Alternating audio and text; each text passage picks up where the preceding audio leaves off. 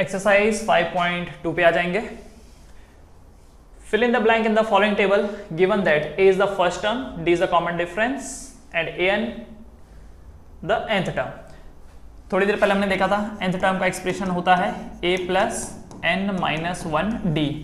कई बार an की जगह पर लोग tn भी लिखते हैं, देखो नाम में क्या रखा है, कोई कुछ भी बोले, ठीक है। और कई बार अगर ये बोला जाए कि ये आखिरी टर्म है, मान लो कहीं पर AP दे रखा है 2 4 6 8, अगर इस AP में देखो तो आखिरी टर्म क्या है, 8 है, तो आखिरी टर्म को आप यहाँ पर A4 भी लिख सकते हो और कई बार इसको L से भी डिनोट किया जाता है। L का मतलब क्या हो जाता है, लास्ट टर्म। याद रखिए कुछ भी दिया हो, ये जो इनके नाम है वो कुछ भी दिया हो, कोई फर्क थोड़ी पड़ता है नाम में क्या रखा है, पर आपको लॉजिक समझ में आना चाहिए, ठीक है। तो समझ में आ गया होगा। नाउ अब जो क्वेश्चन है, क्वेश्चन क्या बोल रखा है यहाँ पर, फिल इन द ब्लैंक। ये A है, ये D है, N 8 है, तो AN क्या होगा, AN क्या होगा, फॉर्मूला डालो, AN क्या होगा। तो N क्या बोल रखा है यहाँ पर, 8 बोल रखा है, तो A8 निकालने के लिए बोल रखा है बेसिकली, है ना। अगर N की वैल्यू 8 है तो यहाँ पर भी N 8 आ जाएगा, तो A8 की वैल्यू क्या होगी, तो A8 की वैल्यू होगी A plus 7D। So A यहाँ पर क्या है, 7 है, प्लस 7 इंटू D कितना है 3, तो कितना बन गया ये 7 3 21, तो ये बना 7 प्लस 21 दैट इज 28। तो ये वाली जो टर्म रही होगी ये कितनी रही होगी, 28, ठीक है, दिस इज 28, तो nth टर्म इज 28, ठीक, समझ में आया, बढ़े आगे। नाउ सेकंड पार्ट, अच्छा चेक भी करते रहना चाहिए, yes the first term is 20, know the 8th term is 28। ना अगला बढ़े आगे, चलो अगला बोल रखा है a की वैल्यू है -18, d पता नहीं, n है 10 और an है 0, ठीक है, वैल्यू डाल दो। an की जगह पर क्या आ जाएगा 0, तो ये an हो जाएगा 0। फर्स्ट टर्म क्या है -18 प्लस n की वैल्यू क्या है 10 है, तो ये क्या हो जाएगा 10 - 1 और d कितना है पता नहीं, तो ये हो गया 0 इक्वल टू -18 प्लस 9d, तो -18 उधर चल जाएगा, प्लस 18 इक्वल टू 9d, सो 9 इधर आ जाएगा, d equal to 18/9 that is 9 2 ज़ा, सो d का वैल्यू कितना आ गया 2, तो d कितना है 2, ठीक हो गया, इजी है। तो जैसे ही आपने 1 और 2 किया, क्या आप तीसरा वाला भी कर सकते हैं, can you do the third one. करना क्या है, ये मैं मिटा दूं, चलिए मिटा देता हूं, इजी है एकदम। तीसरा वाले में क्या है, a पता करना है, बाकी जो दिया है उसको लिख लो, ठीक है। सो an की वैल्यू कितनी है -5, an लिखेंगे -5 इक्वल टू a क्या है पता नहीं, तो a को ऐसे लिखेंगे, फिर उसके बाद n की वैल्यू कितनी है 18, सो 18 - 1 और d कितना है -3। क्या आप इसे सॉल्व करके a की वैल्यू निकाल सकते हैं, क्या आप इसे a की वैल्यू निकाल सकते हैं, आ जाएगा, आ जाएगा, तो ये 3 भी हो जाएगा। क्या 4 भी वैसे ही हो जाएगा, क्या 5 भी ऐसे हो जाएगा, 2 मैंने दिखा दिए, बाकी 3 आपको खुद करने हैं, ठीक है। फॉर्मूला यही लगने वाला है। कितने वेरिएबल है यहाँ पर, 1 2 3 4, 4 वेरिएबल है, a d n and an, a d n and an।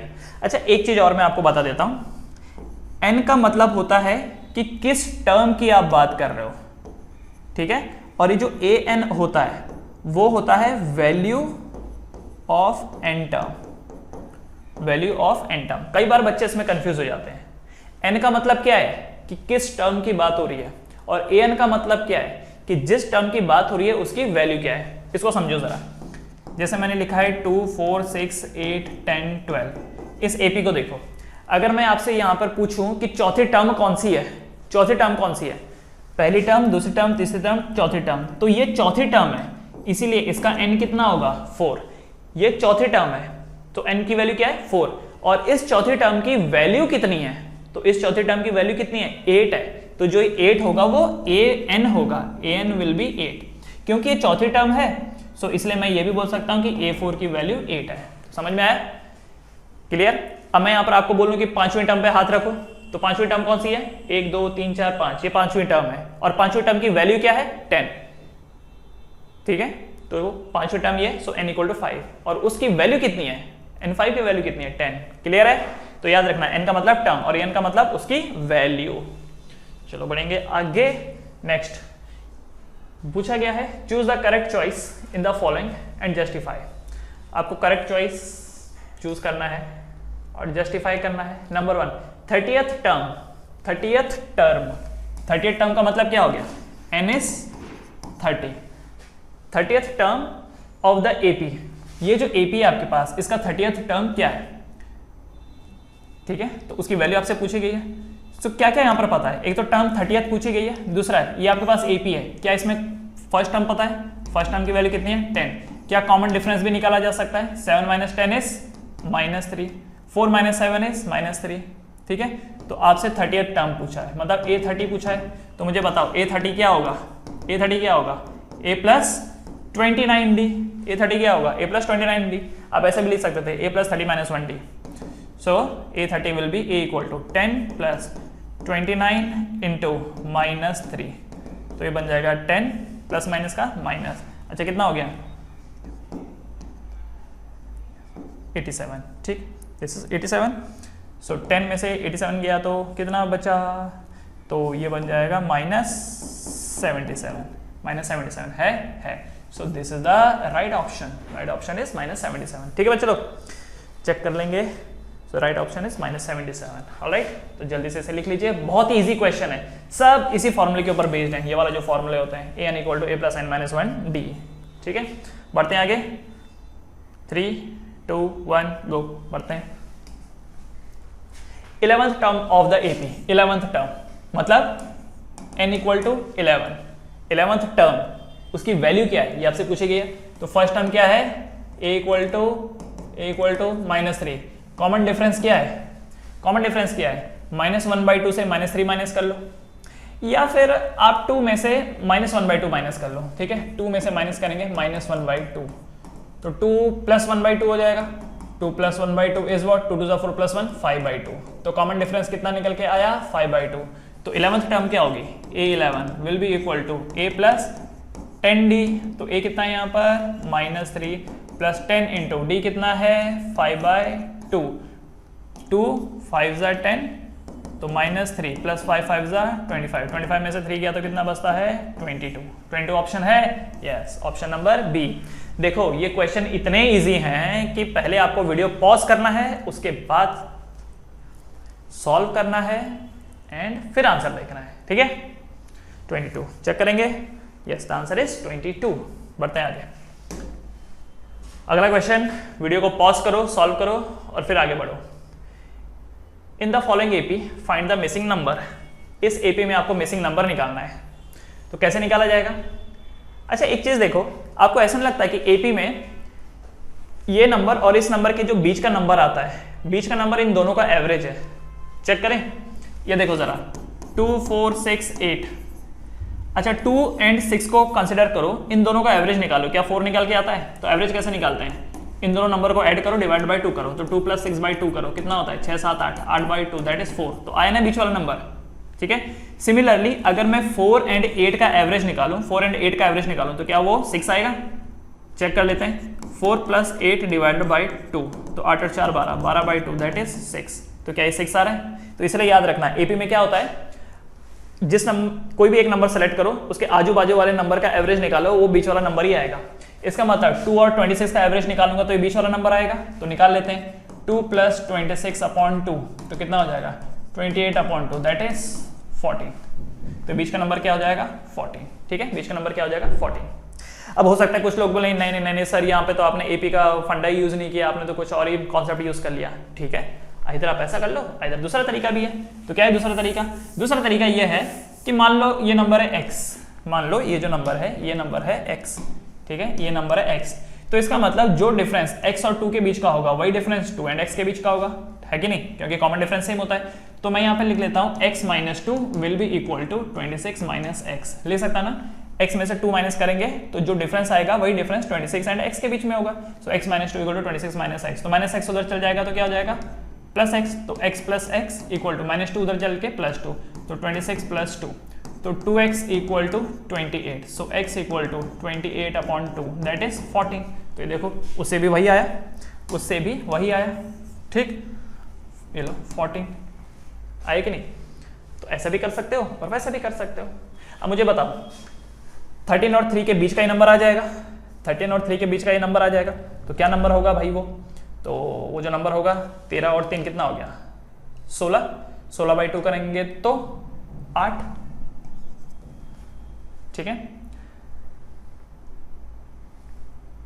3 में से 8 का डिफरेंस कितना हो जाता है 5, 8 और 4 12 और 1 13, बराबर।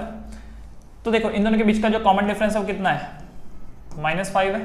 इन दोनों के बीच का कॉमन डिफरेंस कितना है -5। इन दोनों के बीच का भी जो डिफरेंस होगा वो कितना होगा -5, ठीक है। तो क्या आप ये नंबर निकाल सकते हैं? क्या आप ये नंबर निकाल सकते हैं? हाँ। सो 13 में से मुझे नहीं मालूम ये कौन नंबर है, मैं x लिख देता हूँ। 13 - x = -5, ठीक है। सो 13 + 5 = x।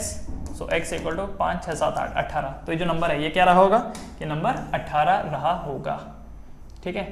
जो ये नंबर है ये नंबर 18 रहा होगा, 18, ठीक है बच्चे लोग, इजी है। ऑलराइट, बढ़ते हैं आगे। अच्छा इसका देखो 5 है और ये 9.5 है। 5 और 9.5 के बीच में ये 2 नंबर आ रहे हैं, ठीक है। 5 और 9.5 के बीच में 2 नंबर आ रहे हैं। इसको मैं x का नाम दे देता हूँ और इसको मैं y का नाम दे देता हूँ। एक बात बताओ, जो x और 5 के बीच का डिफरेंस होगा y और x के बीच का डिफरेंस होगा, तो मैं यहाँ पे लिख देता हूँ x - 5 = y - x। ये आ गया। अब एक काम करते हैं, -x उस तरफ आ जाएगा तो x + x, y उस तरफ आ जाएगा, -y = 5। तो कितना बन जाएगा 2x - y = 5। ये मेरे पास एक इक्वेशन आ गई। अच्छा दूसरी इक्वेशन क्या यहाँ से आ जाएगी? दूसरी इक्वेशन क्या यहाँ से आ जाएगी? यहाँ से क्या इक्वेशन आएगी कि जो ये y और x का डिफरेंस है, y - x का वही डिफरेंस होगा जो 9.5 - y का होगा। सो y - x = 9.5, मतलब कितना हो गया 19/2 - y, यही होगा। -y उस तरफ आ जाएगा तो क्या हो जाएगा 2y - x = 19/2, ठीक है। इसको ऐसा कर देते हैं, 2 इधर कर लेते हैं, तो 4y - 2x = 19। दैट मीन्स सबको उधर लेके जाओ और 19 को इधर लेके आओ, तो +2x - 4y = -19। ये मेरी भी दूसरी इक्वेशन आ गई। तो आप एक चीज़ बताओ, 2 इक्वेशन 2 अननोन, क्या ये सॉल्व हो जाएंगे? कर लें, यहाँ पे सॉल्व कर लें। तो ये बन जाएगा देखो 2x - y = 5 एंड दूसरा 2x - 4y = -19। तो देखो इन दोनों का साइन सेम है, तो सेम साइन क्या होता है सब्ट्रैक्ट, तो माइनस प्लस प्लस, तो ये दोनों कैंसिल हो जाएंगे। +4y - y that is 3y equal to 9 10 11 12 13 14, एक और एक 2, सो y = 24/3 कितना हो गया 8। तो y की वैल्यू कितनी आ गई 8। सो ये जो y है दिस y इज 8। तो ये जो x होगा ये 5 और 8 का एवरेज होगा, तो 8 और 4 12 और 1 13, तो 13/2। तो ये जो x है x कितना हो जाएगा 13/2, ठीक है। ये जो वैल्यू होगी वो कितनी होगी 13/2। समझ में आया? ओके। अब चेक कैसे करेंगे? इन दोनों का जो कॉमन डिफरेंस होगा और इन दोनों का जो कॉमन डिफरेंस होगा और इन दोनों का जो कॉमन डिफरेंस होगा वो सेम होगा, ठीक है। चेक कर लेना। ऑलराइट, चेक करें। सो फर्स्ट वाले का आंसर 14 है, सेकंड वाले का आंसर 18 एंड 8, तीसरे वाले का आंसर है 6.5 एंड 8। अच्छा 6.5 मतलब क्या 13/2 ना। देखो 6.5 कितना हो गया 6 2 12 + 1 13/2। तो 13/2 जो होता है वो 6.5 ही होता है, ठीक है बच्चे लोग। अच्छा उसके बाद अच्छा एक मन में आ रहा होगा सर कोई और तरीका भी है इसको सॉल्व करने का, कोई और तरीका भी है। और देखो कई सारे तरीके हो सकते हैं सॉल्व करने के। क्या तरीके हो सकते हैं? जैसे देखो ये वाला, इसी थर्ड की बात करता हूं मैं। दूसरा तरीका चेक कर लेते हैं। देखो हम अगर पहले ही जितने मैक्सिमम तरीके देख सकते हैं तो उतना हमारा काम आसान हो जाएगा, ठीक है। ये जो 5 और 9/2 है, 5 और 9/2, 9/2 का मतलब कितना हो गया 9 2 18 + 1 19, 19/2। 5 और 19/2 के बीच में आपको ये 2 कट लगाने हैं, ठीक है। एक यहाँ पर ये कट लगाना है और एक, क्योंकि 2 खांचे हैं ना बीच में, तो 5 और 19/2 के बीच में आपको 2 कट लगाने हैं, राइट। सो कितने टुकड़े हुए? ये 1 टुकड़ा, ये 2 टुकड़ा, ये 3 टुकड़ा, करेक्ट। तो इसका मतलब ये हो गया कि 5 और 19/2 का जो बीच का गैप है उसको 3 से डिवाइड कर दो, ठीक है। तो 5 और 19/2 सो 19/2 -5 करेंगे, 19/2 -5 करेंगे तो बीच का गैप आ जाएगा। इसके 3 टुकड़े करने हैं तो ये बन जाएगा 19 - 5 2 10/2 दैट इज 9/2। अब 9/2 जो है उसके 2 टुकड़े कर दो, 9/2 के 2 टुकड़े कर दो तो एक 9/4 आएगा, दूसरा मतलब जो एक एक टुकड़ा आएगा वो कितना टुकड़ा एक सेकंड, इन दोनों के जो बीच का डिफरेंस है वो 9/2 आया ना, तो 2 टुकड़े नहीं एक्चुअली 3 टुकड़े करना पड़ेगा ना इसको, सॉरी 2 टुकड़े नहीं 3 टुकड़े, देखो 1 2 3 3 टुकड़े, तो डिवाइडेड बाई 3 तो 9/3 2 6, तो एक टुकड़े की जो वैल्यू है वो कितनी है 9/6, तो 5 में 9/6 को ऐड करो, 5 में 9/6 को ऐड करो, ये पहले टुकड़े को ऐड करो तो कितनी वैल्यू बनता है ये, तो अच्छा इसको और कट किया जा सकता है, 3 3 9 3 2 6, अब उसके बाद 5 2 10 10 + 3 13 13/2, तो ये वाला जो नंबर है वो कितना आया 13/2, देखो वही नंबर है। अब इस 13/2 में फिर से 9/6 को ऐड करो, अच्छा 9/6 मतलब 3/2 ना, 3/2 को ऐड करो, तो 13/2 में फिर से 3/2 को ऐड करो, तो common difference 2 sorry common denominator 2 13 और 3 16, तो 16/2 इज 8, तो ये देखो ये 8 आया। तो ये भी तरीका है, ये भी तरीका है, इन दोनों के जो बीच का गैप है उसको हमने 3 हिस्सों में डिवाइड कर दिया, हमने 5 और 19 के बीच का जो गैप है उसको 3 हिस्सों में डिवाइड कर दिया, तो हर एक हिस्सा कितना आया 9/2, हर एक हिस्सा कितना आया 9/2, सॉरी 9/2 नहीं आया, हर एक हिस्सा 9/6 आया, क्योंकि पहले तो इन दोनों के बीच का जो डिस्टेंस है वो 9/2 है, फिर 9/2 के हमने 3 टुकड़े कर दिए, अब हमने 5 में जब पहला टुकड़ा 9/6 को ऐड किया तो कितना आया 13/2, वो ये 13/2 है, फिर 13/2 में जो अगला फिर से 9/6 ऐड किया तो कितना आया 8 आया, और इस तरीके से भी आप कर सकते हो, ठीक है। चलो ये वाला मेथड हम 4th वाले में लगाएंगे, ठीक है, ये वाला मेथड हम 4th वाले में लगाएंगे, तो जरा अच्छे से समझिए अगर इसमें आपको नहीं समझ में आया तो। -4 और 6 के बीच में ये देखो ये है -4 और ये है यहाँ पर 6, कितने बॉक्सेस हैं 1 2 3 4, मतलब 1 2 3 4 4 बॉक्सेस हैं, तो कितने टुकड़े हो गए, एक टुकड़ा 2 टुकड़ा 3 4 5 5 टुकड़े हैं ना इसके बीच में, 6 और -4 के बीच में कितने टुकड़े हैं 1 2 3 4 5, ठीक है, क्योंकि 1 2 3 4 4 बॉक्सेस हैं यहाँ पे, तो टुकड़े कितने हो गए 1 2 3 4 4 बॉक्सेस में एक टुकड़ा 2 3 4 5, ये हो गया ओके। अच्छा 6 और 4 के बीच का डिस्टेंस कितना है, तो 6 में से अगर मैं माइनस करूंगा -4 तो इन दोनों के बीच का डिस्टेंस कितना है 10 है, तो यहाँ से लेकर के यहाँ तक की वैल्यू कितनी है 10 है, और 10 को पीसेस में डिवाइड करना है, 1 2 3 4 5 पीसेस में डिवाइड करना है, तो 10 को अगर मैं 5 पीसेस में डिवाइड करूं तो हर एक पीस कितना हो जाएगा 2 हो जाएगा, हर एक पीस कितना हो जाएगा 2 हो जाएगा। फिर से समझो 6 और -4 के बीच का गैप कितना है 10 का गैप है, और 10 को तोड़ देना है 1 2 3 4 5 पीसेस में, 10 को तोड़ देना है 1 2 3 4 5 पीसेस में, तो हर एक पीस कितना हुआ 2 हुआ, तो पहला नंबर क्या होगा -4 में ये 2 प्लस कर दो, तो -4 में 2 प्लस कर देंगे तो कितना आ जाएगा -2, फिर इस -2 में 2 प्लस कर दो तो कितना आ जाएगा 0, फिर इस 0 में 2 प्लस कर दो तो कितना आ जाएगा 2, फिर इस 2 में 2 प्लस कर दो तो आ जाएगा 4, फिर 4 में 2 प्लस करोगे तो क्या आ गया 6 आ गया, ऑटोमेटिकली आ गया, सो ये आ गया -2, ये आ जाएगा 0, ये आ जाएगा 2, ये आ जाएगा 4, समझ गए, सो सिंपल, ठीक है। अब एक बार इसको भी देख लेते हैं, अब यहाँ पर देखो 38 और -22, ये है 38 और ये है -22, इसके बीच में 3 बॉक्सेस हैं 1 2 3, 3 बॉक्सेस 1 2 3, इन 3 बॉक्सेस की वजह से इसको कितने पार्ट में कट होना पड़ रहा है 1 2 3 4, ठीक है, 4 हिस्सों में टूटना पड़ रहा है, तो -22 एंड -38 के बीच में गैप कितना है, सो ये कितना हो गया 8 9 10 3 और 1 4 5 6, तो कितना गैप है -60 का, तो इन दोनों के बीच में जो गैप है वो -60 का है, इन दोनों के बीच में जो गैप है वो कितना -60 का है, तो इस -60 को हमको कितने पार्ट में डिवाइड करना पड़ेगा 1 2 3 4 4 हिस्सों में डिवाइड करना पड़ेगा, तो कितना आ जाएगा -12, तो हर एक हिस्सा कितना है -12, ठीक है, सॉरी -15, कितना -15, तो हर एक हिस्सा कितना होगा -15, तो ये जो पहला नंबर होगा वो कितना होगा 38 में -15 जोड़ दो, तो 38 में -15 जोड़ देते हैं तो कितना होता है -15 5 6 7 8 23, तो ये कितना बन जाता है वैल्यू 23, फिर इस 23 में फिर से एक -15 जोड़ देंगे तो कितना आ जाता है ये 5 6 7 8 9 10 11 12 13 8 8, ये 8 बन गया, फिर इस 8 में वापस 15 जोड़ देंगे, 9 10 11 12 13 14 15, कितना आ गया -7, ये -7। अच्छा, इस -7 में -15 जोड़ दो तो कितना बचता है? 5 और 5 10, 11 12 2 -22। ये देखो -22 ऑटोमेटिकली आ गया। तो ये नंबर कितना हो जाएगा? 23 8 -7, 28 3 -7। ठीक है।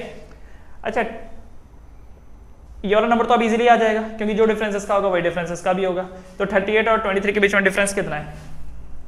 तो 23 माइनस 38, 8 9 10 11 12 13 5। ओहो, बड़े नंबर में से छोटा नंबर माइनस करेंगे और साइन उसमें नेगेटिव लगाएंगे। ठीक है, 5 6 7 8 15। तो ये जो नंबर है ये 15 और बड़ा होगा, तो 38 में से और 15। देखो इन दोनों के बीच का जो डिफरेंस है वो कितना है? -15 है।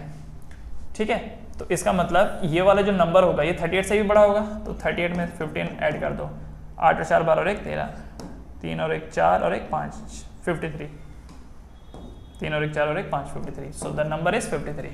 ठीक है, ये जो नंबर होगा ये क्या होगा? 53 होगा। क्लियर बच्चों? चलो एक बार आंसर चेक कर लेते हैं। क्वेश्चन नंबर 3 का आंसर पहले, हाँ 3 का तो हो गया था।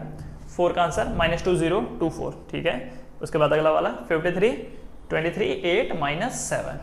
ठीक है बच्चों, तो इस वे में आपको इस क्वेश्चन को सॉल्व करना है। Now coming to next question, which term of the AP 3 8 13 18 इज 78। आपसे पूछ रखा है कौन सा टर्म 78 होगा, कौन सा टर्म 78 होगा। तो कौन सा टर्म मतलब आपसे क्या पूछा गया है? n पूछा गया है, क्योंकि वैल्यू दे रखी है उसकी वैल्यू दे रखी है। कितनी है उसकी वैल्यू? 78। ठीक है, जैसे कोई यहां पर बोले कि कौन सा टर्म है जिसकी वैल्यू 13 है, कौन सा टर्म है जिसका वैल्यू 13 है, तो हमें पता है कि तीसरे टर्म की वैल्यू 13 है। तो मतलब n की वैल्यू कितनी होगी यहाँ पर? 3, और n की वैल्यू 3 की वैल्यू कितनी है? That is 13। समझ में आया? सो यहाँ पर आपसे पूछ रखा है कि कौन से टर्म की वैल्यू 78 है। सो टर्म हमें नहीं पता, पर हमको उस टर्म की वैल्यू पता है, 78 है। तो फॉर्मूला लगाएंगे। फॉर्मूला क्या है? an equal to a plus n minus 1 d. ठीक है, सो an क्या है? 78 इक्वल टू a की वैल्यू कितनी है? 3 plus n minus 1 into d. D क्या होता है? Common difference. डी क्या होता है? Common difference. 8 और 3 में डिफरेंस कितना? 5 का। 13 और 8 के बीच में कितना? 5 का। ठीक है, तो कॉमन डिफरेंस कितना हो गया? 5 हो गया।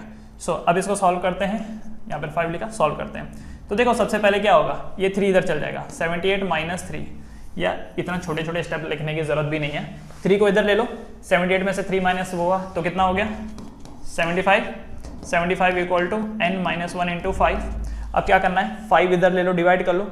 75 में जब 5 डिवाइड हो जाएगा तो कितना होगा? चलो मैं इधर ही कर देता हूँ। 5 1 ज़ा 5, 6 7, 5 5 ज़ा 25। ठीक है, 15 इक्वल टू n माइनस 1। ठीक है, उसके बाद -1 इधर चल जाएगा तो +1 हो जाएगा, तो 15 + 1 कितना हो जाएगा? 16। 16 इक्वल टू n। ठीक है, therefore the term is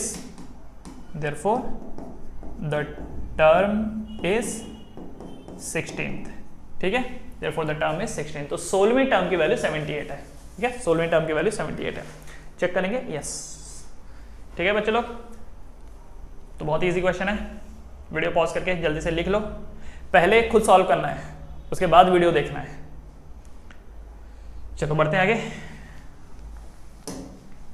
now second, अगला question, find the number of term in each of the following AP. आपको पूछ रखा है कि ये जो एपी है जो शुरू 7 से हो रही है और खत्म 205 पे हो रही है, इसमें कितने टर्म रहे होंगे? शुरू 7 पे हो रही है और खत्म किस में हो रही है? 205 पे। तो बताओ इसमें कितने टर्म रहे होंगे? तो हमको मतलब किससे है? एक आखिरी वाले से और एक पहले वाले से, राइट। और एक किससे मतलब होता है? डी से मतलब होता है। तो यहाँ पर मुझे पता है खत्म ये 205 पे हो रहा है, इसका मतलब ये जो भी टर्म रही होगी हमें नहीं मालूम, बट इसकी वैल्यू है 205, है कि नहीं?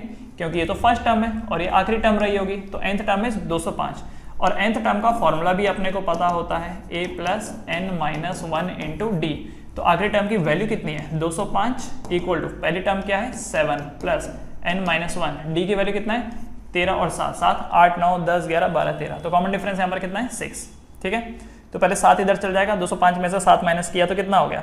तो 205 में से पहले 5 माइनस करेंगे तो 200 आएगा, फिर 2 और करेंगे तो कितना आ जाएगा? 198। 198 equal to n minus 1 into 6। दूसरा 6 जब इधर से डिवाइड हो जाएगा ठीक है 33, तो 33 equal to n minus one इधर जाएगा तो +1 34। सो n की वैल्यू यहाँ पर कितनी आई 34, ठीक है। सो यहाँ पर आप बोलोगे therefore there are 34 terms in this AP। इस AP में कितना टर्म है 34 टर्म है, ठीक है। इसमें कितना टर्म है 34। सिमिलरली यहाँ पर भी यही करना है, ये A की वैल्यू है 18 और ये AN की वैल्यू है, ठीक है। फॉर्मूला यही लगेगा AN equal to A plus n minus one into D, क्योंकि पूछ रखा है कौन सी टर्म है। तो आखिरी टर्म क्या है -47।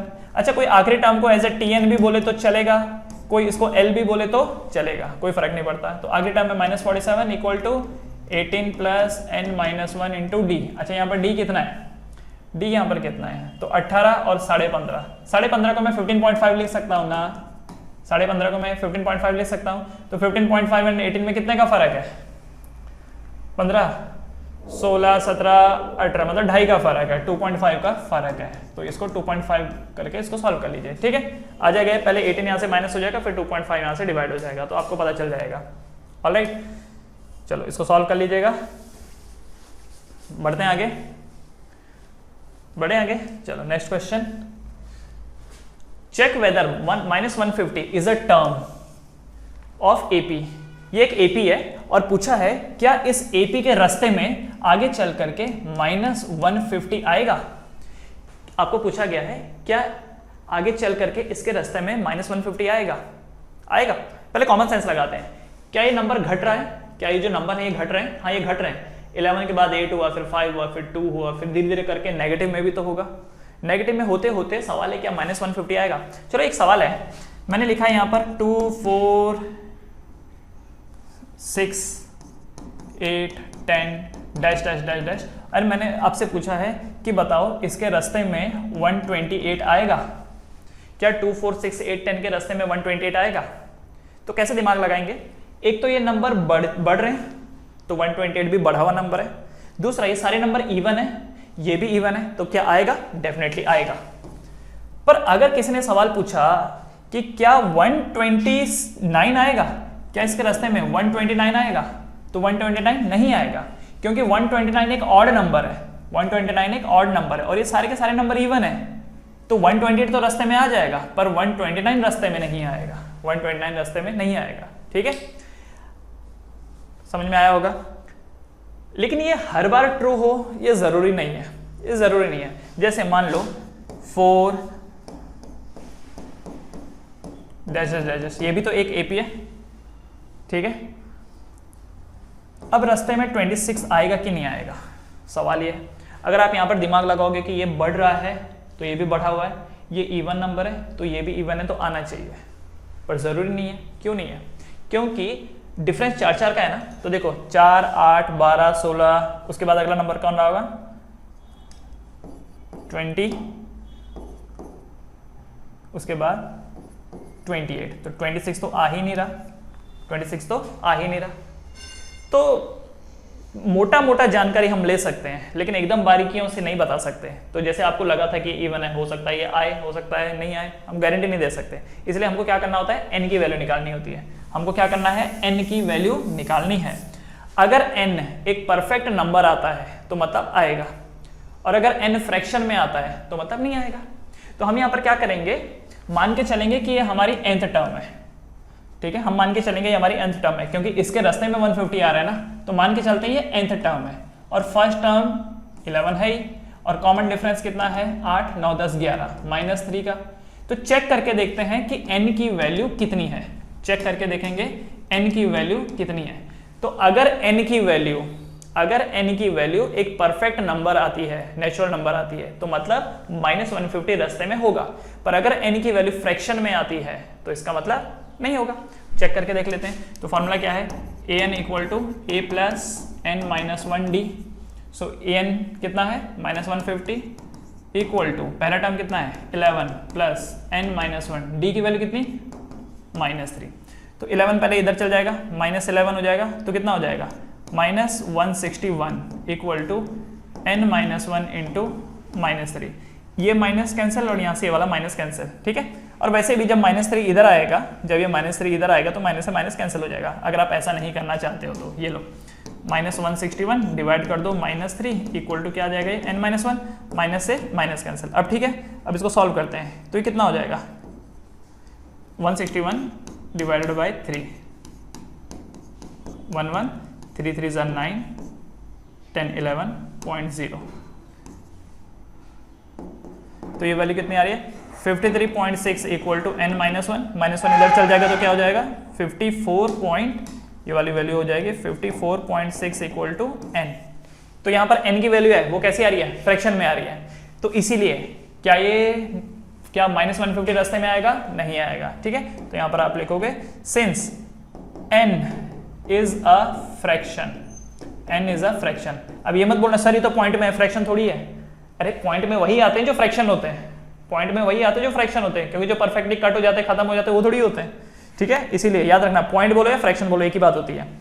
Since n is a fraction therefore -150 is not the term of this AP, not this AP।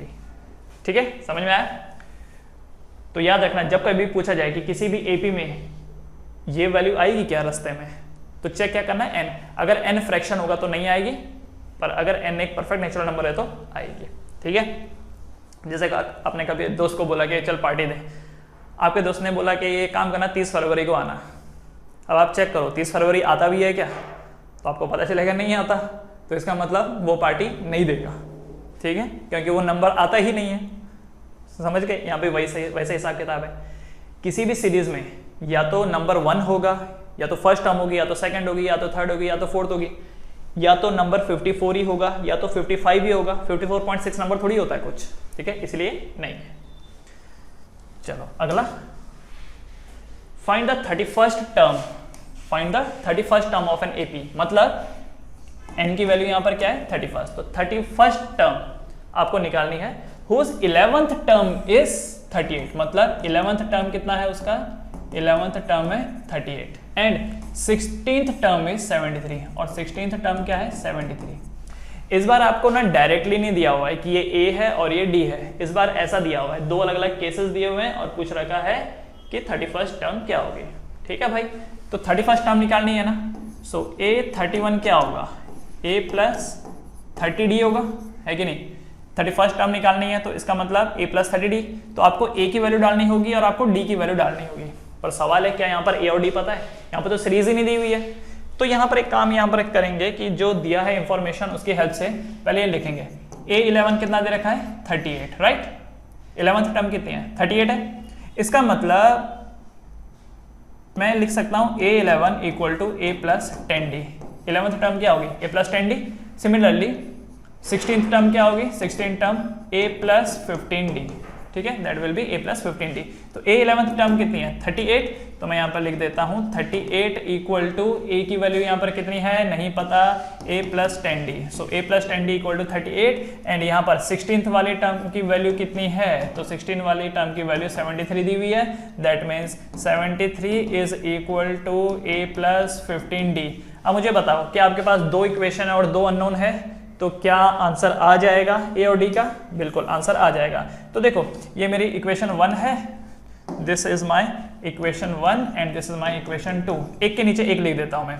तो पहले मैं इसको लिख देता हूं, A plus 15D equal to 73, और इसी के नीचे दूसरा A plus 10D equal to 38। एक के नीचे एक लिख दिया मैंने, A प्लस 15D को इधर 73 को इधर। ठीक है, अच्छा साइन मत चेंज कर देना, साइन तब चेंज होता है जब किसी एक आध को आप इधर करते हो। जैसे 15D को इधर करोगे तो माइनस 15D होगा।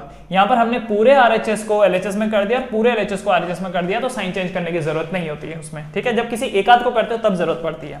अब देखो यहाँ पे सेम नंबर कौन सा है, A सेम है, तो सेम साइन के साथ क्या होता है सब्ट्रैक्ट, तो ये माइनस हो जाएगा, माइनस हो जाएगा, माइनस हो जाएगा, तो पुराने साइन गायब, ये साइन गायब।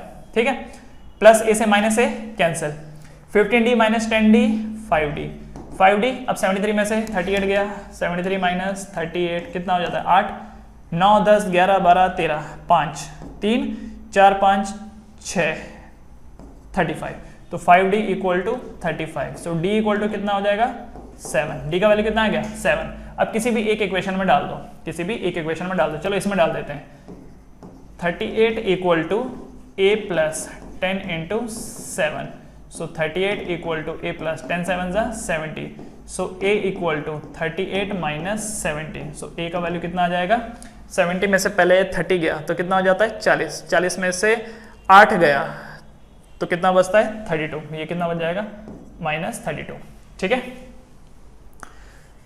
ओके, तो माइनस 32। सो हमको a पता चल गया एंड d पता चल गया, हमको a पता चल गया एंड d पता चल गया, ठीक। So the 31st term is minus 32 plus 30 into D की वैल्यू कितनी है 7 माइनस 32 प्लस 210, तो 210 में से पहले 30 माइनस कर दो, पहले 10 माइनस करो 200, फिर 200 में से और 20 माइनस कर दो 180, फिर 180 में से 2 माइनस कर दो 178, तो ये हो जाएगा 178। So the 31st term is 178, ठीक है 31st जो टर्म है वो कितना है 178, ठीक है बच्चे लोग। एक बार चेक कर लेते हैं आंसर को, क्वेश्चन नंबर 7 है ये, question number 7, yes that is 178।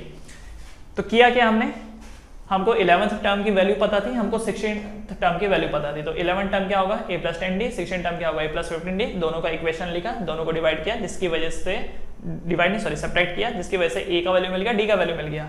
31st term पूछी गई थी, तो 31st टर्म क्या होगा a प्लस 30d, a का वैल्यू डाला, d का वैल्यू डाला, सॉल्व किया, आ गया 31st टर्म, ठीक है। So this is the way जिसमें आपको सॉल्व करना है, ठीक है। चलो बढ़ते हैं फिर आगे नेक्स्ट क्वेश्चन पे।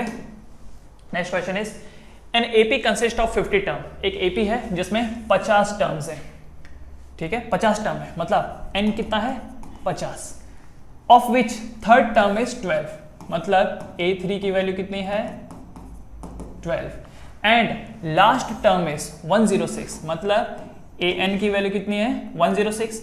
अच्छा मालूम है ना 50 टर्म है और आखिरी टर्म 106 है, तो इसका मतलब ये an ये क्या रहा होगा a50, क्योंकि बोल रखा है 50 टर्म है, बोल रखा है 50 टर्म है, और आखिरी टर्म की वैल्यू अगर 106 तो इसका मतलब 50 में ही तो टर्म रही होगी, ठीक है। सो a50 is 106, find the 29 term, आपको 29 टर्म पूछा गया, तो a29 क्या होगा, a29 होगा a प्लस 28d।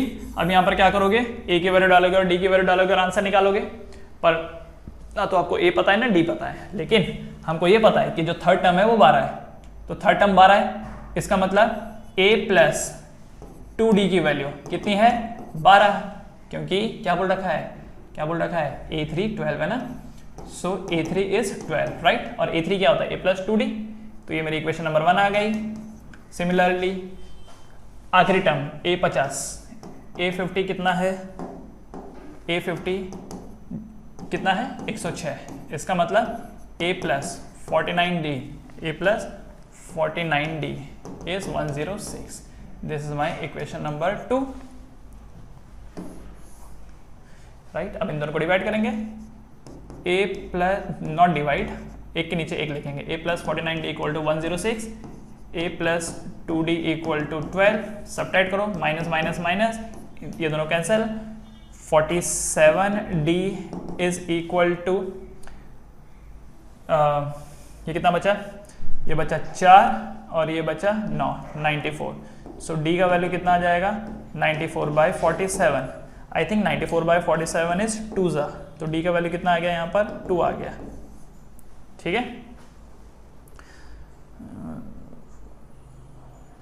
तो d का वैल्यू 2 है, अगर d का वैल्यू 2 है तो किसी भी एक इक्वेशन में डाल दो, so a plus 2d equal to 12 में हम क्या करते हैं a plus 2 into 2 equal to 12 कर देते हैं, a plus 4 equal to 12, so a equal to 8, so a का वैल्यू कितना आ गया 8, सो 29th, सो a की वैल्यू कितनी है 8 प्लस 28 इंटू d कितना है 2, सो 8 प्लस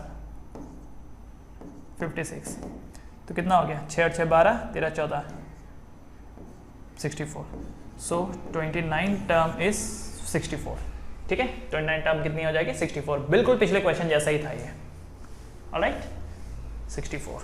चेक करें आगे, इसको चेक करते हैं। Yes, the right answer is 64। Alright, done. चलो बढ़ेंगे आगे। पॉज कर लो वीडियो और लिख लो, वीडियो पॉज करो, लिख लो। 3, 2, 1 गो। अगला question, if the third and ninth term of an AP are 4 and 8, ठीक है, थर्ड टर्म मतलब A3 कितना है 4 एंड नाइन्थ टर्म A9 कितना है -8 respectively, which term of this AP is 0। पूछ रखा है कौन सी टर्म होगी जिसकी वैल्यू 0 होगी, ठीक है, कौन सी टर्म है जिसकी वैल्यू 0 होगी। अब वही बात हो गई, पूछ रखा है ना कौन सी टर्म है जिसका वैल्यू 0 होगा। इसका मतलब an will be equal to a plus n-1 into D. पूछ रखा है कौन से टर्म की वैल्यू 0 होगी, तो क्या सब्स्टिट्यूट करोगे 0 equal to a plus n-1 into D. मतलब आपसे यहाँ पर n पूछा है तो आपको a का वैल्यू डालना होगा और आपको d का वैल्यू डालना होगा। अब यहाँ तो कोई AP दिया नहीं है, a और d की वैल्यू कहाँ से निकालेंगे, तो इन दोनों से निकालेंगे, जैसा हमने पिछली बार किया था। a3 की वैल्यू 4 है तो a3 क्या होता है a plus 2d equal to 4। And दूसरा नाइन्थ वाली टर्म a9 की वैल्यू कितनी है -8। a9 क्या होता है a प्लस 8d, तो a plus 8d equal to -8। ठीक है, ये दो इक्वेशन है। क्या इन दोनों इक्वेशन से आप a और d निकाल सकते हैं? क्या यहाँ से a और d निकाल सकते हैं? इजी है निकालना, निकाल लेंगे। यहाँ से a और d की वैल्यू निकाल लीजिए और फिर यहाँ पे डाल दीजिए। चलो क्योंकि छोटा सा ही है तो क्विकली देख लेते हैं। a plus 2d equal to 4 and a plus 8d equal to -8। Subtract करेंगे माइनस माइनस और ये प्लस हो जाएगा क्योंकि ऑपोजिट साइन आ जाता है। a से a cancel, 2d minus 8d minus 6d equal to 8 और 4 12। सो d इक्वल टू कितना आ जाएगा -2। अगर d की वैल्यू -2 है सो ये बन जाएगा a plus 2d equal to 4। That means a plus 2 into -2 equal to 4। So a minus 4 equal to 4। So a equal to कितना आ जाएगा 8। तो a की वैल्यू आ गई 8, तो यहाँ पे वैल्यू डाल दो 0 इक्वल टू a का वैल्यू कितना है 8 प्लस n-1 इंटू -2। ठीक है, ये पूरी टर्म को इधर कर दो, या चलो ऐसा लिख लो पहले, ये जो -2 है ये आगे आ जाएगा -2 इंटू n-1। इस पूरी टर्म को इधर ले लो तो 2 इंटू n-1 इक्वल टू 8 हो जाएगा। ठीक है, या तो ब्रैकेट ओपन करके भी सॉल्व कर सकते हो या इस पूरी टर्म को लेफ्ट साइड में ले लो। तो -2 इंटू n-1 का क्या हो जाएगा +2 इंटू n-1। फिर 2 इधर जाके डिवाइड हो जाएगा। अगर 2 8 से डिवाइड हो जाएगा तो कितना हो जाएगा 4। फिर -1 उधर चल जाएगा तो +1, तो n इक्वल टू कितना आ जाएगा 5। ठीक है, सो लिखोगे therefore fifth term of this AP is 0। Fifth term of this AP is 0। ठीक है, तो याद रखना क्योंकि हमारे पास दो अननोन होते हैं, जब भी AP नहीं दिया होता है तो दो अननोन होते हैं A एंड D, तो पक्का कहीं ना कहीं दो इक्वेशन जरूर दी होंगी। तो इन दो इक्वेशन की हेल्प से आप A और D निकाल लोगे, फिर बाद में जो आपको पूछा गया है उसमें आपको वैल्यू डाल देनी है। ऑलराइट, तो ये सेम टाइप का अभी ये तीसरा क्वेश्चन हो गया, सेम टाइप का तीसरा क्वेश्चन हो गया। तो वीडियो पॉज करके लिख लीजिए। 3 2 1 गो। बढ़ते हैं आगे। The 17th term of an AP, the 17th term, अच्छा 17 टर्म मतलब A17 exceed it's 10th term, मतलब A17 A10 टर्म को एक्सीड कर रही है कितने से बाय 7। इसका मतलब A10 में जब आप 7 प्लस करोगे तो A17 टर्म आएगी, एक्सीड हो रहा है ना एक्स्ट्रा। तो 10th टर्म में जब आप 7 को प्लस करोगे तो 17वीं टर्म आएगी। तो सवाल पूछा है find the common difference, find the common difference. Common difference ढूंढने के लिए बोला है, तो भाई ये जो इक्वेशन आपकी बन रही है इसी को सॉल्व कर लो। तो A17 equal to A10 plus 7, क्योंकि 17वीं टर्म 10वीं टर्म को 7 ज्यादा है, मतलब 17वीं टर्म 10वीं टर्म से 7 ज्यादा है। तो 17वीं टर्म क्या रही होगी A प्लस 16D रही होगी। 10वीं टर्म क्या रही होगी A प्लस 9D रही होगी, प्लस 7 तो ऐसा का ऐसा ही है। क्या A से ये A कैंसिल हो जाएगा, 9D इधर चल जाएगा, तो 16D minus 9D equal to 7। तो कितना हो गया 9 10 11 12 13 14 15 16, तो कितना बच जाएगा 7D equal to 7। So D equal to 7 divided by 7 that is 1। So the common difference is 1, common difference is 1। ठीक है, तो ये हो गया क्वेश्चन नंबर 10। 10 का आंसर क्या है, 10 का आंसर इज 1। अच्छा, पिछले वाले का आंसर कितना था, पिछले वाले का आंसर n इक्वल टू 5, यहाँ पर क्या दिया है 5, दैट्स करेक्ट। चलिए बच्चों ये हो गया, बढ़े आगे, बढ़े आगे। ऑलराइट, बढ़ते हैं आगे नेक्स्ट क्वेश्चन पे। विच term of the AP 3, 15, 27, 39 will be 132 more than it's 54 term.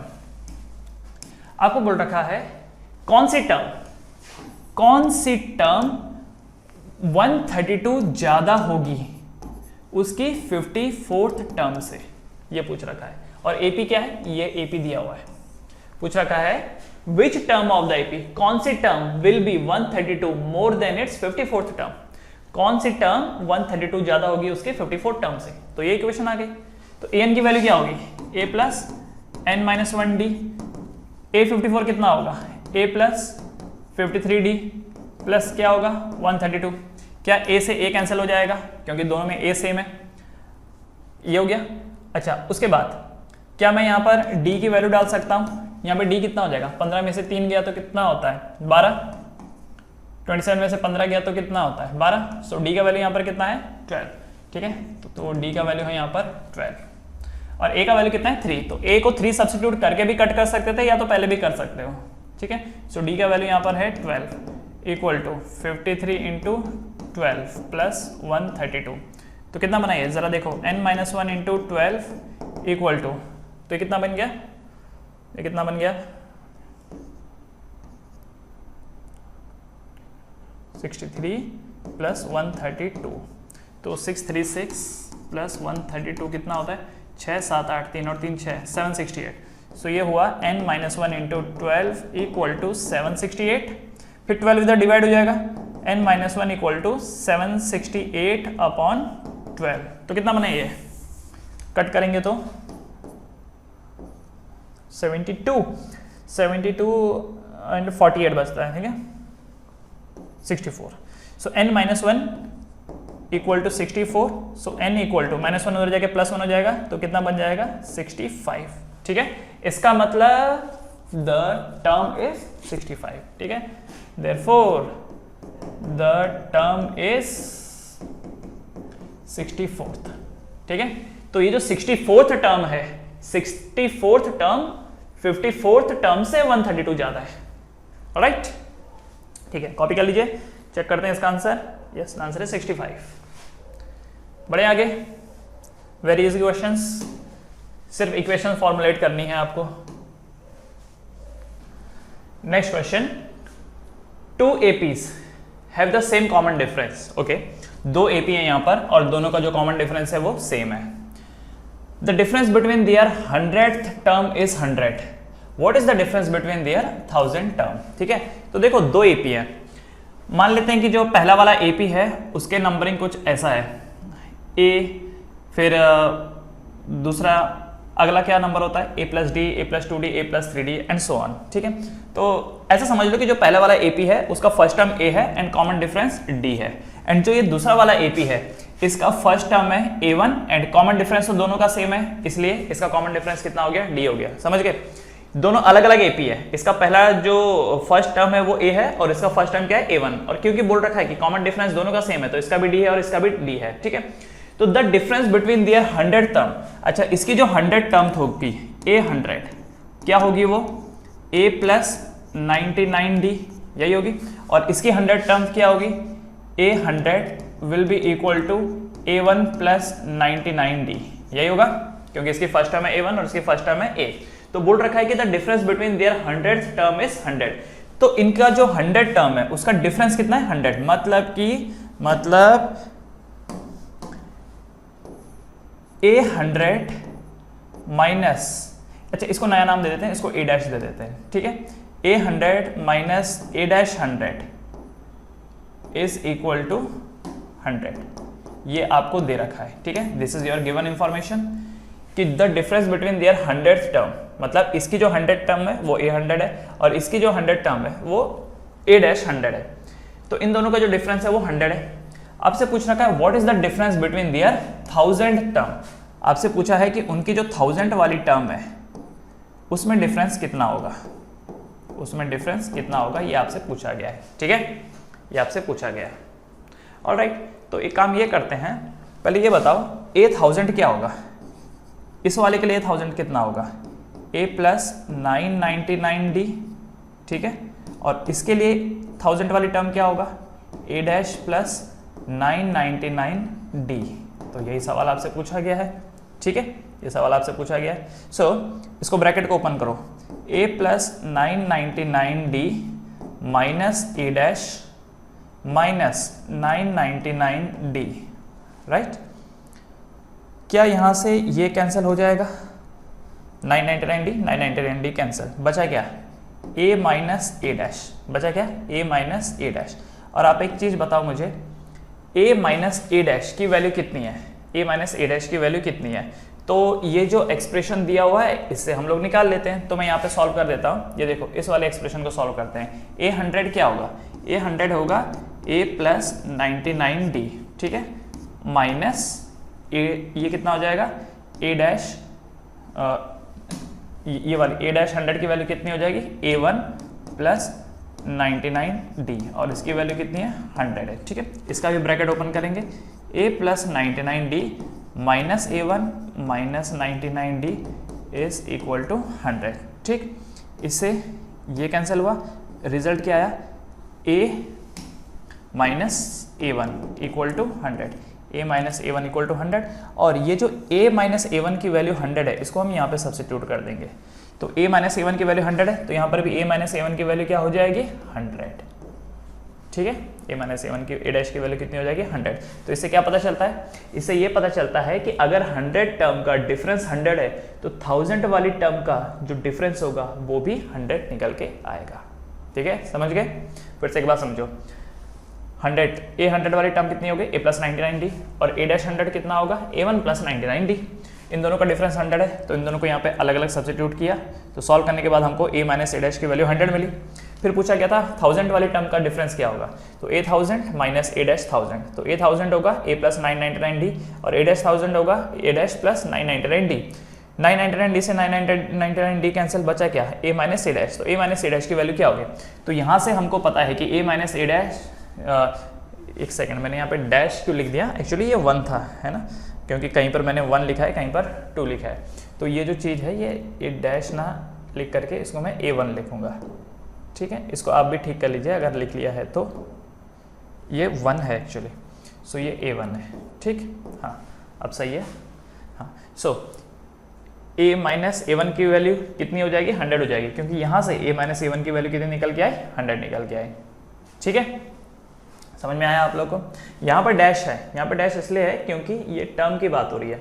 First term a1 है, तो यहाँ पर ये जो है ना, ये a1 होगा, ठीक है, a डैश नहीं होगा, ये a1 होगा। समझ में आया? तो यहाँ से जो डिफरेंस मिला वो 100 मिला, तो यहाँ का भी जो डिफरेंस है वो a माइनस a1 है, तो इसकी भी वैल्यू कितनी हो जाएगी? 100 हो जाएगी। ऑलराइट, समझ गए? ठीक है, आप चाहो तो इसको ऐसा भी लिख सकते हो, this is your equation number 1, और ये बन जाएगी इक्वेशन नंबर 2। तो ऐसा बोल देना कि सब्स्टिट्यूशन ऑफ 1 in 2, ठीक, सब्स्टिट्यूशन ऑफ 1 in 2 ऐसा भी लिखा जा सकता है, हालांकि ज़रूरत नहीं है पर लिख सकते हो आप, ठीक है। चलो, हो गया कॉपी। 3, 2, 1 गो, बढ़ते हैं आगे। Next question, how many 3 digit number are divisible by 7? 3 digit number, कितने 3 डिजिट नंबर हैं जो 7 से डिविजिबल है? आप एक चीज़ मुझे बताओ, 3 डिजिट नंबर शुरुआत कहाँ से होती है? 3 डिजिट नंबर की शुरुआत कहाँ से होती है? 100। 3 डिजिट नंबर की शुरुआत होती है 100 से, राइट। और कहाँ तक जाता है 3 डिजिट नंबर? शुरुआत 100 से होकर कहाँ जाता है? 999, ठीक है।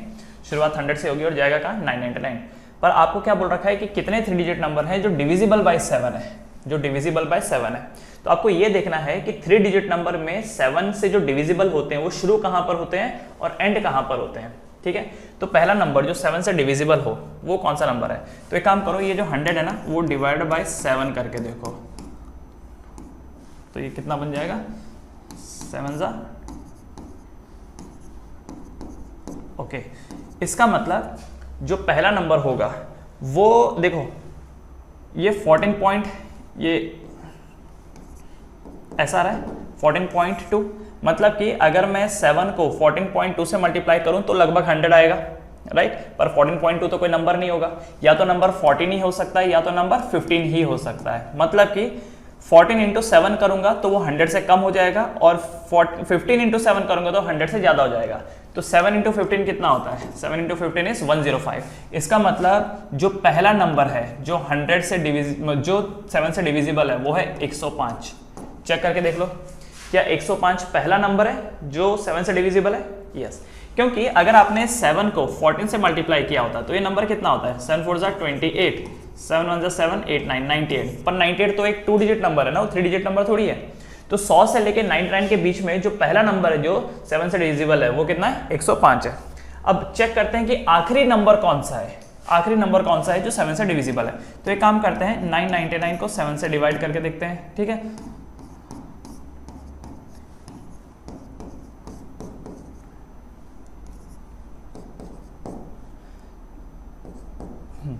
देखो पॉइंट समथिंग समथिंग। तो अगर मैं 7 को 142 से, देखो 142 पॉइंट तो ले नहीं सकते, या तो नंबर 142 होगा या तो 143 होगा।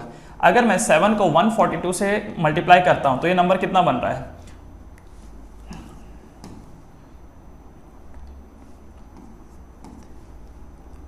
$994, ठीक है, ये नंबर 994 बन रहा है। लेकिन अगर मैं 7 को 143 से मल्टीप्लाई करूं तो एक नंबर कितना बन रहा है?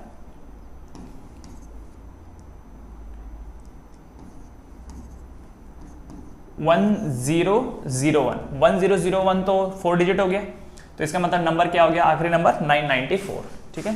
So the number is 994। Clear?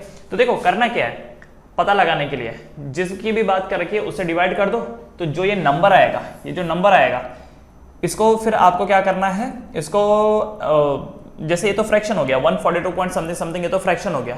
तो अगर नंबर 999 से ज्यादा है तो 142 पॉइंट समथिंग समथिंग से जो अगला वाला जो परफेक्ट नंबर है दैट इज 143, उससे मल्टीप्लाई कर दो तो ज्यादा नंबर आ जाएगा।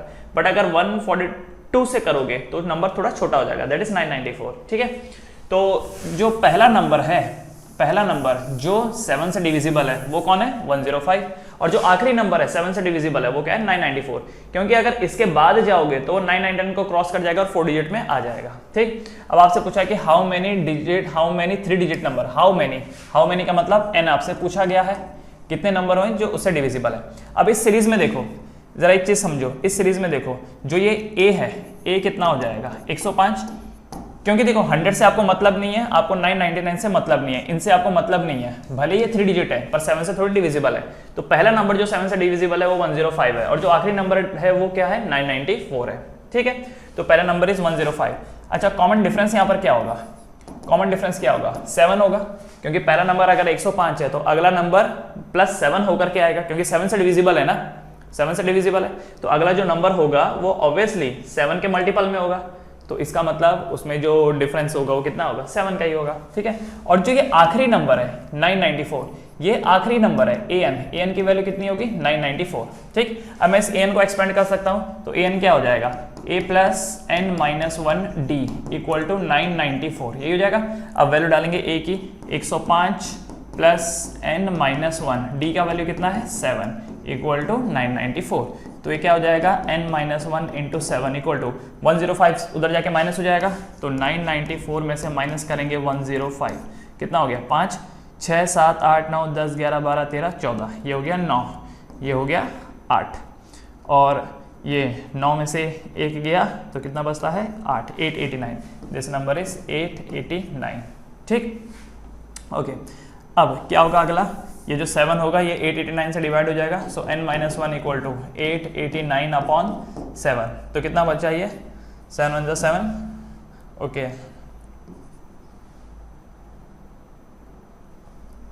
127, राइट। फिर से एक बार देख लो, ठीक है, 127। सो n-1 = 127, सो n = -1 उधर जाके +1 हो जाएगा, सो ये कितना हो जाएगा? 128। कितना हो गया? 128। तो इसका मतलब 105 से लेके 994 में कितने नंबर मौजूद है? 128 नंबर मौजूद है, ठीक है, समझ में आया? देयरफॉर मैं बोल सकता हूं there are 128 3 digit numbers, 128 3 digit numbers divisible by 7, ठीक है। 7 से डिविजिबल कितने नंबर हैं? 3 डिजिट नंबर, दैट इज 128। समझ में आया ना? तो पहला नंबर 105 है और आखिरी नंबर क्या है? 994। ठीक है, इसे लिख लो, चेक कर लेते हैं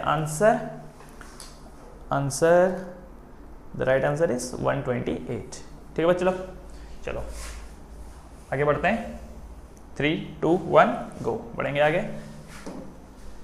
alright, how many multiple of 4 lie between 10 and 25? अच्छा, इस बार जो नंबर है वो क्या है? 10 से लेकर के 250, 10 से लेकर के 250 ये दिया हुआ है आपको। बिल्कुल पिछले वाले क्वेश्चन जैसा ही है, तो वीडियो पॉज करके पहले ट्राई करो। ठीक है, तो 10 से लेकर के 250 के बीच में है, तो आपको ना तो 10 से मतलब है ना तो 250 से मतलब है, सिंपली बस ये तो बाउंड्रीज है।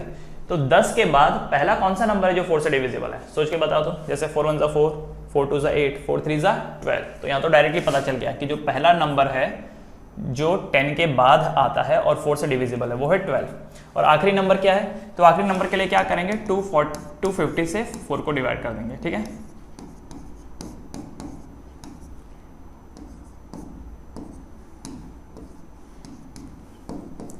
सो इसका मतलब क्या है कि 250 को अगर मैं 4 से डिवाइड करूंगा तो 62.5 आएगा।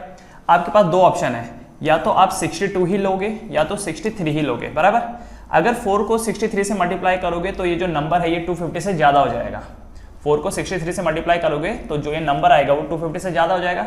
सो हमारे किसी काम का नहीं है, क्योंकि हमको तो 250 से कम का देखना है ना। तो 4 को 62 से मल्टीप्लाई करो तो कितना हो जाएगा? 4 2 8, 6 4 24। तो नंबर क्या है? 248। तो इसका मतलब जो ये आखिरी नंबर है वो कितना हो जाएगा? 248। ठीक है, तो वही बात होगी, first number is 12 and the last number is 248 and जो कॉमन डिफरेंस होगा वो यहाँ पर क्या होगा? 4 होगा। क्यों? क्योंकि 4 का मल्टीपल है वो। ठीक है, सो an की वैल्यू क्या हो जाएगी? an की वैल्यू हो जाएगी a plus n minus 1d equal to 248। a का वैल्यू कितना है? 12 plus n minus 1 into 4 equal to 248। So n minus 1 into 4 कितना हो जाएगा? 12 माइनस कर देंगे, तो 12 माइनस करेंगे तो 236। फिर 4 उधर जाके डिवाइड हो जाएगा। n माइनस 1 इक्वल टू 4 से डिवाइड कर दो। ठीक है, 59। So n minus 1 equal to 59। So n equal to 59 plus 1 that is 60। ठीक है, दैट इज 60। तो मैं ये बोल सकता हूँ therefore there are 60 numbers, therefore there are 60 numbers between 10 and 248 which are divisible by 4, which are divisible by 4। ठीक है, which are divisible by 4, एकदम पिछले क्वेश्चन जैसा ही था ये। ठीक, तो वीडियो पॉज करके इसे देख लीजिए, इसे लिख लीजिए, एक बार चेक करेंगे। Question number 14, answer is 60। ठीक है बच्चों लोग, याद रखना इस 10 से कोई मतलब नहीं है, इस 250 से कोई मतलब नहीं है, क्योंकि these two number are not divisible by 4। ये तो बस एक रेंज बता रहा है कि इसके और इसके बाहर नहीं जाना है। बढ़ते हैं आगे, अगला question. For what value of n are the nth term of 2 AP? देखो ये 2 AP दे रखा है, एक AP ये है और दूसरा AP ये है, आर इक्वल। ठीक है, मैं यहाँ पे लिख देता हूँ। पहला AP क्या है? 63, 65, 67 एंड सो ऑन। और जो दूसरा AP है वो है 3, 10, 17 डैश डैश डैश। आपको बोल रखा है कि कौन सी टर्म इन दोनों केस में इक्वल होगी। ठीक है, अच्छा पहले तो यहाँ का जो पहला टर्म है वो कितना है? 63 है, और यहाँ का कॉमन डिफरेंस कितना है? यहाँ का कॉमन डिफरेंस है 63 के बाद 65 दैट इज 2। इसकी अगर मैं बात करूँ, इसका पहला टर्म कितना है? 3, और इसका जो कॉमन डिफरेंस है वो कितना है? 7। तो मान लेते हैं इसकी an वाली टर्म और इसकी an वाली टर्म ये दोनों इक्वल हैं। ठीक है, इसको an डैश बना देते हैं और इसको मैं a1 बना देता हूँ। ठीक है, और इसको d1 बना देता हूँ, क्योंकि ये अलग अलग है ना, ये a अलग है, ये d अलग है, ये a अलग है, ये d अलग है। ठीक, सो आपको क्या बोल रखा है? आपको बोल रखा है कि कौन सी वाली टर्म, आपसे पूछ रखा है कौन सी वाली टर्म, मतलब n इज क्वेश्चन मार्क, कौन सी टर्म इन दोनों की इक्वल है। ठीक है, मान लेते हैं इसकी ए एन टर्म एंड इसकी ए डैश एन टर्म बराबर है, तो इसकी ए एन वाली टर्म क्या होगी, A plus N minus one D, और इसकी ए डैश एन वाली टर्म क्या होगी, A one plus N minus one D one, यही होगी। इक्वेट कर देंगे। अब ए में क्या है 63 है, ए की वैल्यू 63 है plus N minus one, d की वैल्यू कितनी हो जाएगी 2, इसकी ए वन वैल्यू कितनी है 3 plus N minus one, D one कितना है 7। ओके, तो अब एक काम यहाँ पर ये कर सकते हो, ब्रैकेट ओपन कर दो।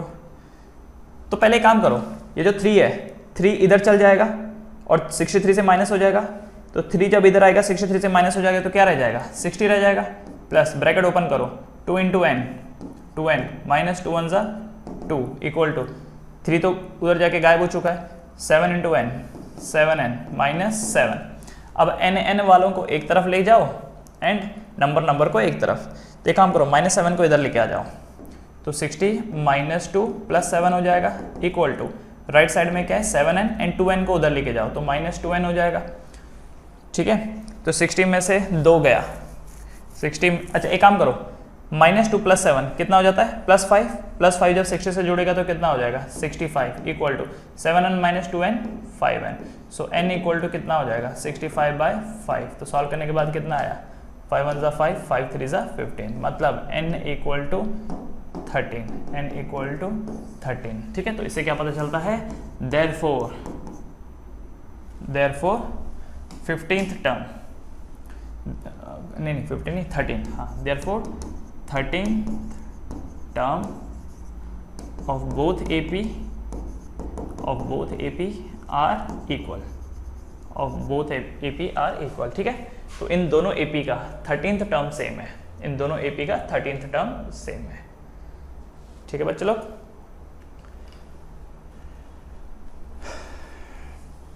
तो इसे लिख लीजिए, इस AP का A और D पता है, उसका A और D पता है, दोनों का लेट से इसका EN वाली टर्म और उसकी A डैश N वाली टर्म दोनों सेम है, तो दोनों को इक्वेट कर दिया और सॉल्व किया, सो n इक्वल टू 13। चेक करेंगे एक बार, क्वेश्चन नंबर 15 का आंसर इज 13। ऑलराइट, बढ़े आगे, 3 2 1 गो, बढ़ते हैं आगे। Determine the AP whose third term is 16 and determine the AP whose third term is 16, third term 16 है, थर्ड टर्म 16 है, okay, and seventh term exceed it's fifth term by 12। तो पहली चीज क्या बता रखिए, एक ऐसा AP है जिसकी थर्ड टर्म 16 है, एंड दूसरा बोल रखा है कि उसकी जो सेवंथ टर्म है वो फिफ्थ टर्म को एक्सीड करती है बाय 12, ये फिफ्थ टर्म को एक्सीड करती है बाय 12। ठीक है, जो सेवंथ टर्म है, सेवंथ टर्म पांचवें टर्म से 12 ज्यादा है, एक्सीड का मतलब क्या हो जाता है, ज्यादा ना, पार हो गया, एक्सीड हो गया, पार हो गया, ज्यादा वैल्यू हो गई। ठीक है, सो A7 equal to A5 plus 12, तो ये दो बातें दे रखी है। चलो एक बात बताओ, A3 इक्वल टू 16, क्या A3 को मैं A प्लस 2D लिख सकता हूँ, सो A प्लस 2D की वैल्यू कितनी हो गई 16 हो गई। A7 क्या होगा A प्लस 6D, A5 क्या होगा A प्लस 4D प्लस 12। क्या यहाँ से A से एक खत्म हो जाएगा, 4D इधर कर दो तो 6D माइनस 4D कितना हो जाएगा 2D, 2D equal to 12, so D का वैल्यू कितना आ गया 12/2 दैट इज 6, तो D का वैल्यू 6 आ गया। ठीक है, ये जो D है, D का वैल्यू कितना आ गया 6 आ गया। ओके, अगर D का वैल्यू 6 आ गया तो इस D के वैल्यू को आप यहाँ पे डाल दो, इस D के वैल्यू को आप यहाँ पे डाल दो, सो ये बन जाएगा A plus 2 into 6 equal to 16, so A plus 12 equal to 16, so A equal to 12 उधर चल जाएगा, 16 minus 12 is 4, so first term is 4 and the common difference is D, therefore the AP is, तो पहला टर्म क्या है 4, अगला term क्या होगा 4 में 6 प्लस कर देंगे, कितना हो जाएगा 10, अगला 10 में फिर 6 प्लस कर देंगे 16, फिर 16 में 6 प्लस कर देंगे 22।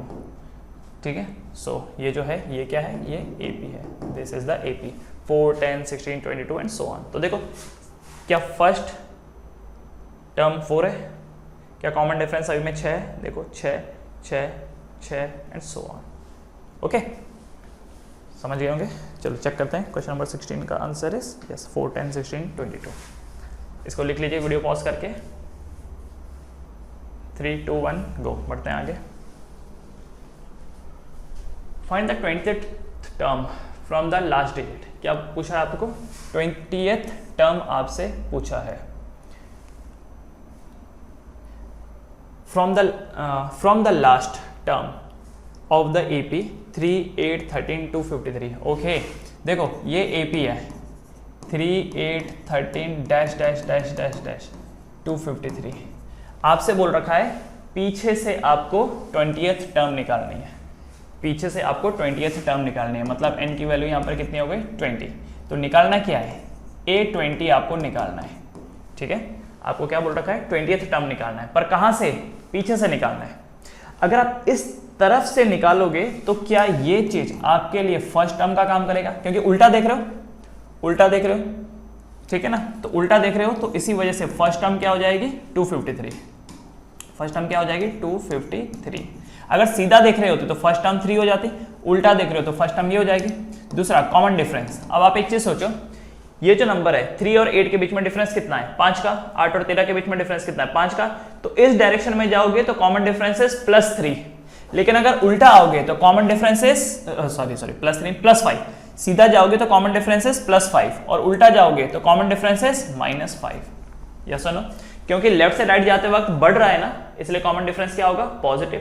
पर राइट से लेफ्ट आते वक्त तो ये वैल्यू घट रही है, इसलिए कॉमन डिफरेंस क्या होगा? -5। ठीक। और आपसे क्या पूछ रखा है? A20 पूछ रखा है। आपसे क्या पूछ रखा है? A20।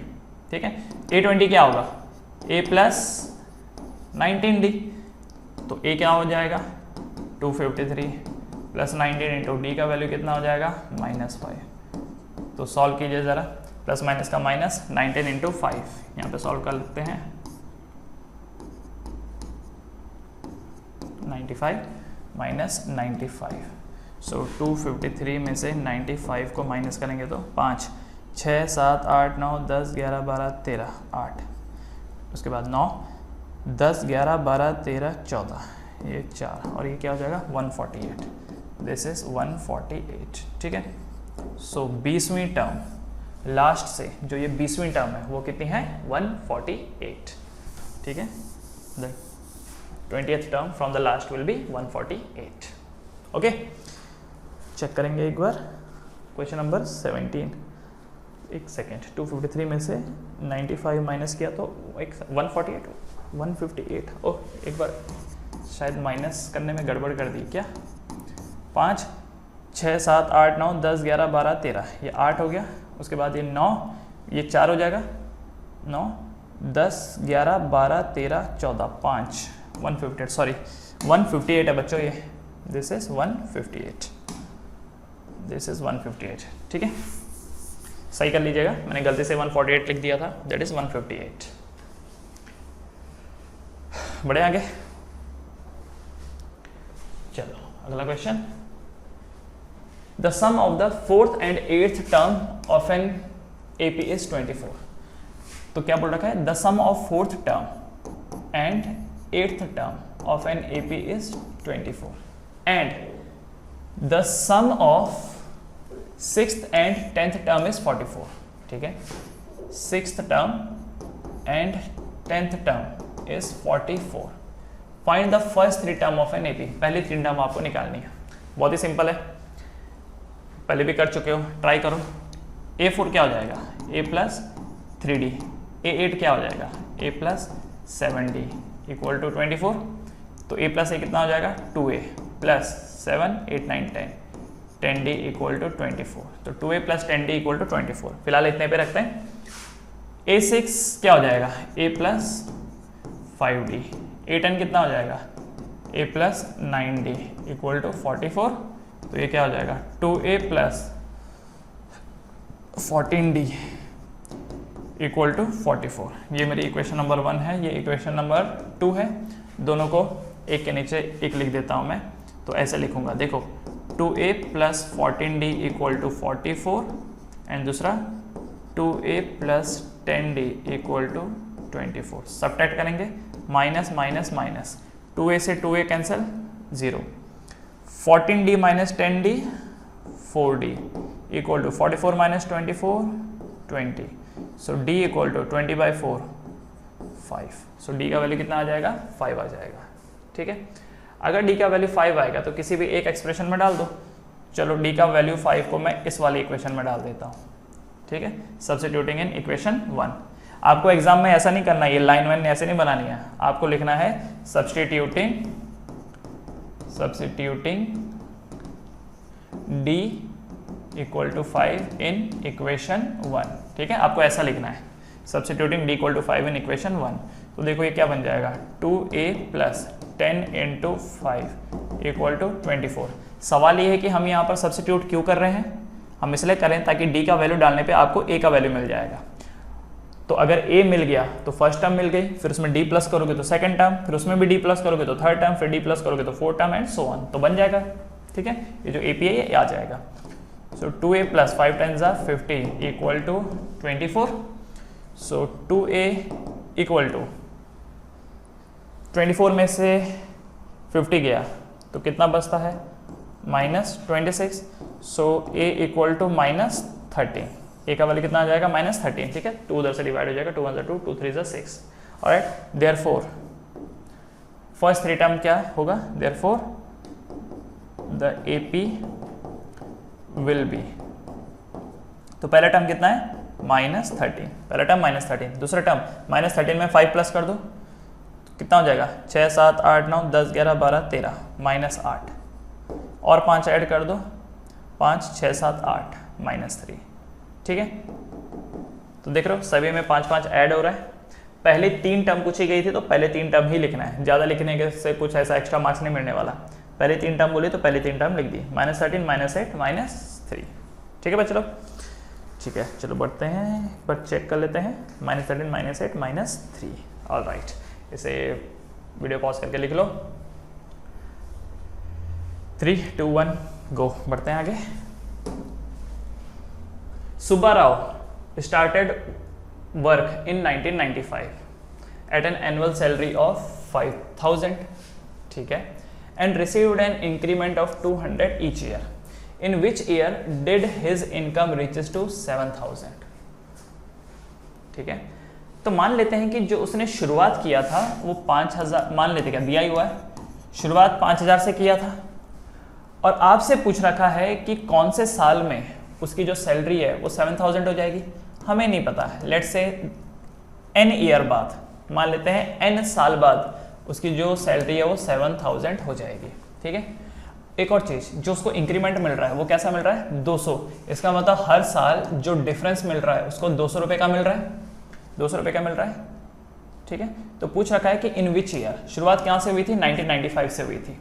तो an क्या हो जाएगा, देखो जरा an क्या हो जाएगा, a plus n-1d equal to 7,000.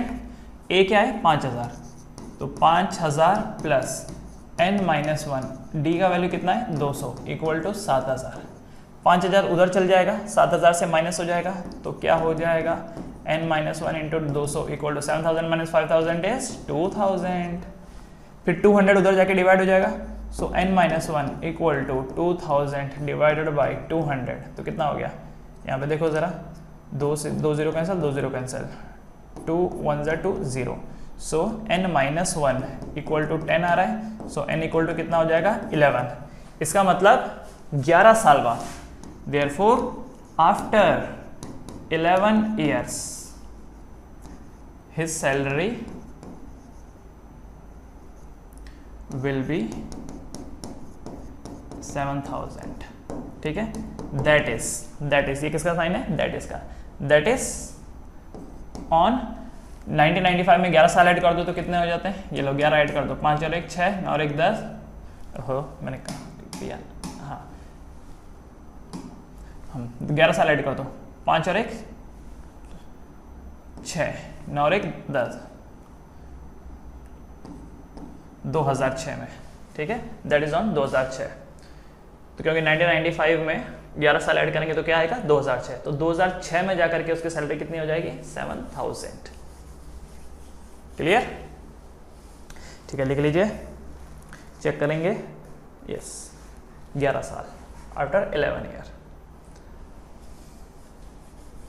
Alright बच्चों, बढ़े आगे। Next question, Ramakali saved ₹5 in the first week of a year. पहले हफ्ते में उसने 5 रुपया बचाए एंड देन इंक्रीज्ड हर वीकली सेविंग बाय 1.75। पहले हफ्ते उसने 5 रुपये बचाए और हर हफ्ते 1.75 रुपीज बचा रही है। If in the nth week her weekly saving become 20.75, find n। शुरुआत में 5 रुपये बचाए, फिर बाद में हर हफ्ते वो कितना 1.75 करके बचा रही है। तो बताओ कब जाकर के वो वैल्यू 20.75 हो जाएगी। तो मानी बात है ये an की वैल्यू रही होगी 20.75, this is the value for the an क्या होगा a plus n-1d equal to 20.75, right. अब a क्या होता है फर्स्ट टर्म, तो शुरुआत उसने कहां से करी थी 5 रुपए से करी थी, सो a इक्वल टू 5 हो जाएगा, ठीक है, a इक्वल टू 5 हो जाएगा इनटू n तो पता लगाना है और d कितना होगा, तो ये जो d का काम करेगा क्योंकि हर बार इतने से बढ़ रहा है ना, हर बार जितने से बढ़ रहा होता है या घट रहा होता है वही तो कॉमन डिफरेंस होता है। सो d का वैल्यू कितना है 1.75, सो ये बन गया 1.75 इक्वल टू 20.75। सो पहले क्या हो जाएगा यहाँ पर n-1 इंटू 1.75 इक्वल टू 5 उधर चल के माइनस हो जाएगा, तो 20.7 में से 5 माइनस करेंगे तो कितना हो जाएगा 15.75, ठीक है। सो n-1 कितना हो जाएगा 15.75 डिवाइडेड बाय 1.75। अब एक चीज़ नोटिस करो, इसके भी पॉइंट के बाद 2 डिजिट है, इसके पॉइंट के बाद 2 डिजिट है, तो दोनों का जो माइनस माइनस है वो खत्म हो जाएगा, तो इसका माइनस भी उड़ा दो और इसका भी माइनस उड़ा दो। अब इसको कटिंग करो, ठीक है। किससे कटिंग हो जाएगा ये 5 से हो जाएगा,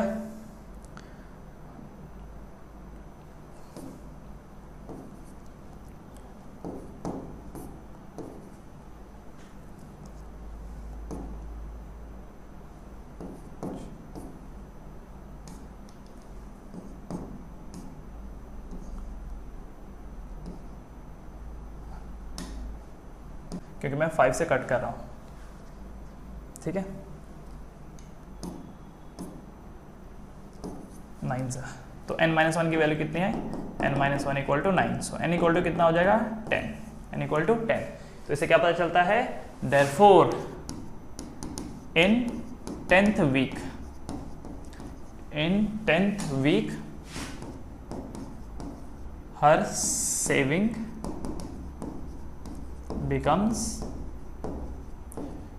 ₹20.75, ठीक है 20.75। कौन से हफ्ते में 10वें हफ्ते में, ठीक है। सो इन 10th week her saving become ₹20.75। अच्छा देखो, ये मेरे लिए तो क्या है कि नीचे जगह कम बचती है और नीचे हो जाता है, इसके लिए मैं यहाँ पे साइड में लिखता हूँ। आपको ऐसा नहीं करना है कि ऊपर से नीचे लिख के आते फिर सडनली कहीं ऊपर लिख दिया ये वाली स्टेटमेंट, नहीं, ये आपके लिए स्टेटमेंट कहाँ होगी नीचे होगी, ठीक है बच्चे लोग, समझ में आया, ठीक है। बढ़ते हैं आगे। ओह नेक्स्ट इज एक्सरसाइज 5.3।